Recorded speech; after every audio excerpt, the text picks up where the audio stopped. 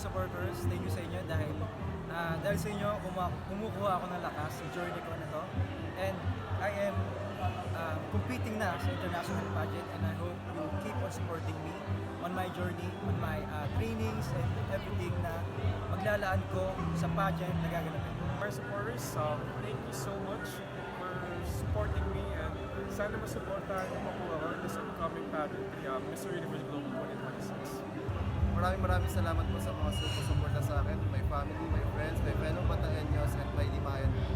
Sa lahat ng sumusuport, sa family ko, sa friends, sa mga teachers, at sa municipality ko po na full out support po sila lagi. Yun lang. Pasalamat po sa lahat ng supporter ko.